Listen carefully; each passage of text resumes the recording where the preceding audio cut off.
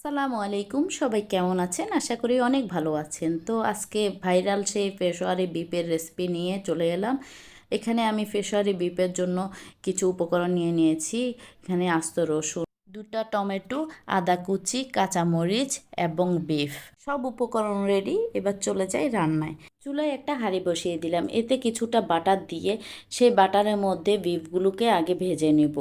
বিফগুলোতে স্বাদ মতো লবণ দিয়ে এটাকে ভালোভাবে ভেজে নিব। এভাবে কিছুক্ষণ বিফগুলো ভেজে নেওয়ার পর এতে দিয়ে দিব একে একে সব উপকরণ। তো এখানে আমি প্রথম দিয়ে দিলাম আদা কুচি। এই পেশোয়ারি বিফটার মধ্যে কোনো বাটা মশলা ইউজ করা হয় না, সবই আস্তে আস্তে দেয়া হয়। তো এখানে আমি দুটা টমেটোকে মাঝখানে টুকরা করে দিয়ে দিলাম।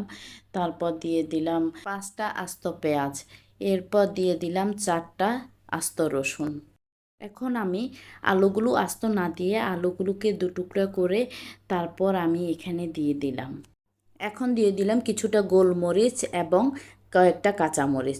তো এখন এটাকে আমি এভাবে কিছুক্ষণ রান্না করব। এখন এটাকে ঢাকনা দিয়ে কিছুটা সময় আমি এভাবে রান্না করে নেব। চুলার হিটটা একেবারে লো না আবার হাইও না, এইভাবে মিডিয়াম হিটের মধ্যে রেখে আমি এটাকে 2 ঘন্টা ধরে রান্না করে নেব। তো কিছুক্ষণ পর পর ঢাকনাটা উঠিয়ে এটাকে নেড়ে চেড়ে রান্না করতে হবে। এই পেশোয়ারি বিফের রেসিপিটা দেখে অনেকেই ভাবছেন এটা দেখতে সাদা সাদা, কোনো বাটা মশলা নেই, খেতে কেমন হবে। তো আপনাদের মতো আমিও ভেবেছিলাম প্রথমে আসলে এটা কেমন হবে খেতে, দেখতে সাদা সাদা, খেতে ভালো লাগবে না।